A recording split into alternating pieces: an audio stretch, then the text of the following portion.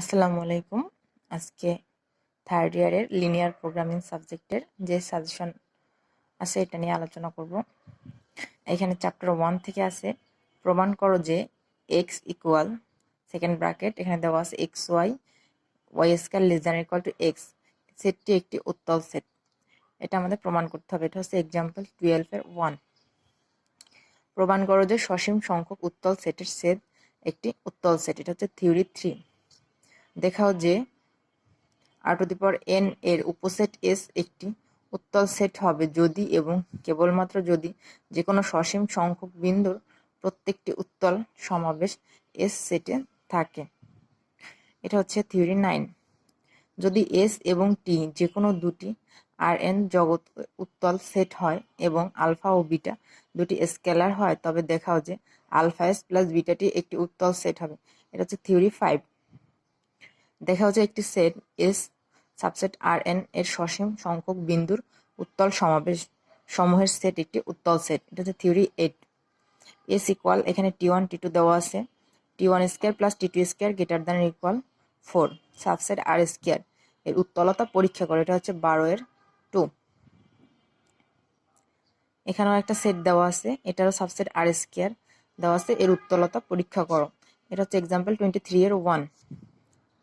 এখানে এই একইভাবে 4টা ম্যাথ দেওয়া আছে, এটা 4টারই সেট আছে, এই সেটের উত্তলতা পরীক্ষা করতে বলা আছে। এখানে যেভাবে t1 t2 স্কয়ার দেওয়া আছে গ্রেটার দ্যান ইকুয়াল টু 4, এখানে এই ফাংশনগুলো আলাদা আলাদা থাকতে পারে, কিন্তু একইভাবে আমরা এগুলো সলভ করতে পারবো।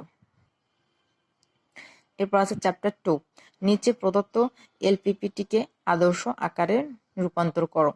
এখানে বলা আছে গরিষ্ঠকরণ করো z equal to 3x1 plus 2x2 plus 5x3।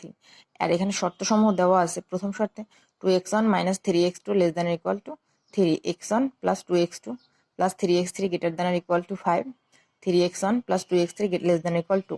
এখানে x1 x2 এটা দুইটা দেওয়া আছে গ্রেটার দ্যান ইকুয়াল 0 এবং x3 এর আছে চিহ্ন উন্মুক্ত। এটা হচ্ছে এক্সাম্পল 12। এখানে আমাদের এই চ্যাপ্টারের যে ম্যাথগুলো আছে এইগুলা যদি আমরা নিয়মটা মনে রাখতে পারি তাহলে আমরা সবগুলো ম্যাথই সলভ করতে পারবো। তো এটা সলভ করার জন্য প্রথমে আমাদের নিয়মটা মনে রাখতে হবে।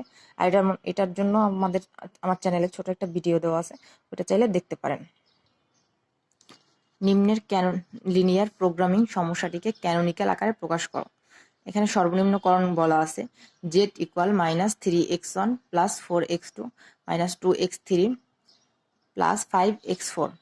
আর শর্ত দেওয়া আছে 4x1 minus x2 plus 2x3 minus x2 minus x4 equal minus 2, x1 x2 plus 3x3 minus x4 less than equal 14, minus 2x1 plus 3x2 minus x3 plus 2x4 greater than equal 2।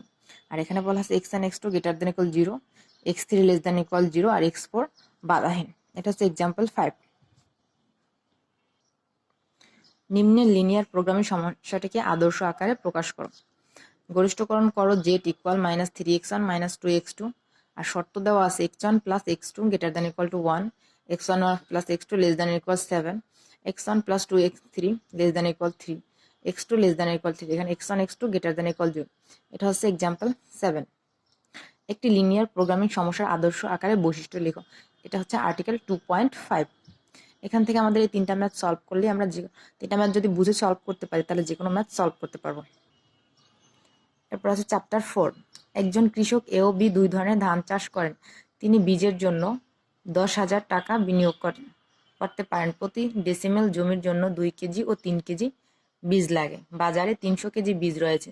প্রতি KG বীজের দাম 80 টাকা ও 100 টাকা। এ ও B ধরনের ধানের জন্য তিনি কমপক্ষে যথাক্রমে 100 কেজি ও 60 কেজি বীজ ব্যবহার করেন। সর্বাধিক ডেসিমেল জমিতে চাষ করতে পারেন এমন একটি যোগাশ্রয়ী সমস্যা গঠন করুন। সর্বাধিক চাষ করতে পারে এমন একটি যোগাশ্রয়ী সমস্যা গঠন করতে হবে। এটা হচ্ছে এক্সাম্পল 19। এই যে চ্যাপ্টারটা, এই চ্যাপ্টার থেকে যদি আমরা যে কোনো একটা ম্যাথ ভালোভাবে সলভ করতে পারি, নিয়মটা মনে রাখতে পারি, তাহলে আমরা যেভাবেই ম্যাথটা আসুক যদি এখানে এগুলো পরিবর্তন করা থাকে তাহলে আমরা যে কোনো ম্যাথই সলভ করতে পারবো। এরপর আছে চ্যাপ্টার 5। এইখান থেকে আমাদের যে চ্যাপ্টার আছে 2, 4, 5, 8, এই চ্যাপ্টার গুলো থেকে যদি আমরা ম্যাথ সলভ করার আগে যদি নিয়মগুলো মনে রাখতে পারি, নিয়মগুলো প্রথমে আমাদের ভালোভাবে বুঝতে হবে। আর এই নিয়মগুলো আমরা মনে রাখতে পারলে আমরা দুই একটা ম্যাথ সলভ করি যে কোনো ম্যাথ সলভ করতে পারবো। নিচে প্রদত্ত লিনিয়ার প্রোগ্রামটিকে লেখচিত্রের সাহায্যে সমাধান করো। এখানে আমরা যে কোনো একটা লেখচিত্র সলভ করতে পারলে সবগুলো লেখচিত্রই সলভ করতে পারবো। লঘিষ্ঠকরণ করো jet equal 20x1 plus 10x2, আর শর্তসমূহ দেওয়া আছে x1 plus 2x2 less than equal 40, 3x1 plus x2 greater than equal 30, 4x1 plus 3x2 greater than equal 60, x1 x2 greater than equal 0। এটা হচ্ছে এক্সাম্পল 35। চ্যাপ্টার এটা হচ্ছে আমাদের বিগেম পদ্ধতি, বিগেম পদ্ধতি বা সিমপ্লেক্স মেথড 2। তো এখানে সমাধান করতে বলা সর্বোচ্চকরণ করো jet equal 4x1 plus 5x2 plus 2x3, শর্ত সমূহ 2x1 plus x2 plus x3 less than equal 10, x1 plus 3x2 plus x3 less than equal 12, x1 plus x2 plus x3 equal 6, আর x1 x2 x3 greater than equal 0। এটা হচ্ছে example 4। পরের ম্যাথটা বলা আছে যে big M simplex পদ্ধতির সাহায্যে নিম্নের সমস্যাটির সমাধান করো। সর্বনিম্নকরণ করো jet equal -3x1 plus x2 plus x3, শর্ত সম x1 minus x2 plus x3 less than equal 11, -4x1 plus x2 plus 2x3 greater than equal 3, -x1 plus x3 equal 1, x1 x2 x3 greater than equal 0। এটা হচ্ছে example 5। Simplex টেবিলে কৃত্রিম চলকের ভূমিকা লিখো। নিম্নের সমস্যাটিকে সিমপ্লেক্স মেথড 2 এর সাহায্যে সমাধান করো। সর্বোচ্চকরণ করো jet equal 2x1 plus 3x2, শর্তসমূহ হচ্ছে x1 plus 2x2 less than equal to 4, x1 plus x2 equal 3, x1 x2 greater than equal 0। এটা হচ্ছে আর্টিকেল 5 এক্সাম্পল 1। এরপর আছে চ্যাপ্টার 11 দুর্বল দ্বৈততা উপপাদ্যটি বর্ণনা সহ প্রমাণ করে। এটা হচ্ছে থিওরি 2। প্রমাণ করো যে কোনো দ্বৈত সমস্যা নিজেই আদি সমস্যা। এটা হচ্ছে থিওরি 1। যোগাশ্রী প্রোগ্রামিং এ মুখ্য দ্বৈততা উপপাদ্যটি বর্ণনা সহ প্রমাণ করো। থিওরি 4 কমপ্লিমেন্টারি স্ল্যাকনেস উপপাদ্যটি বর্ণনা করো।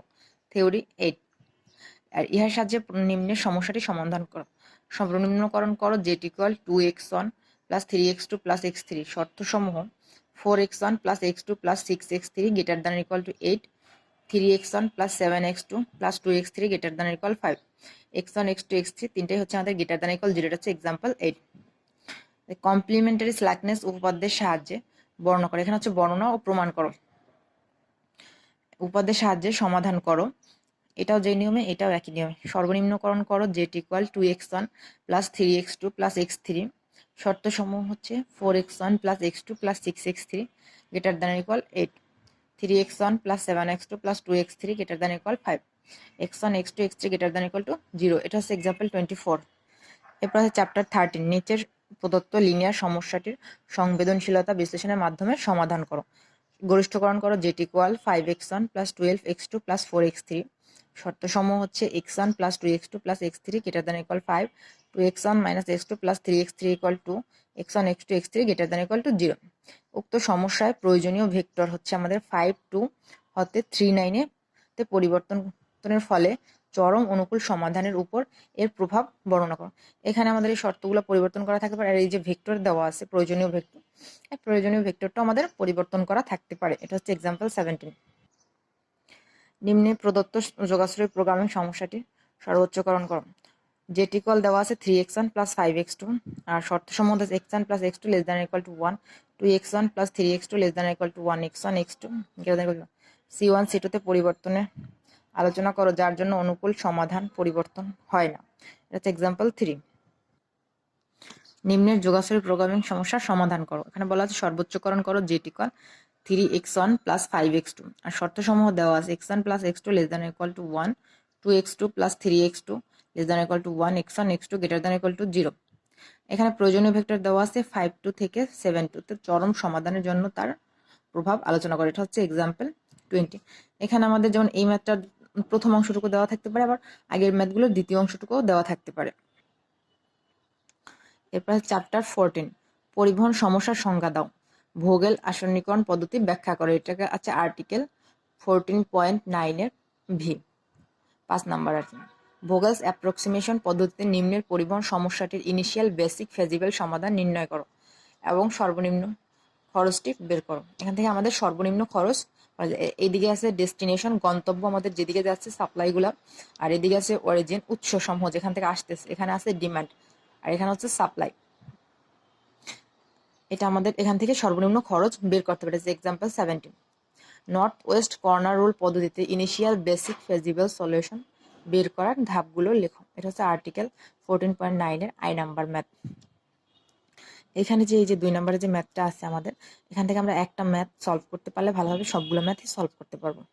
আর এখানে যদি কারো কিছু বুঝতে অসুবিধা হয় তাহলে ডেসক্রিপশন বক্সে পেজের লিঙ্ক দেওয়া আছে, সেখানে নক করতে পারেন।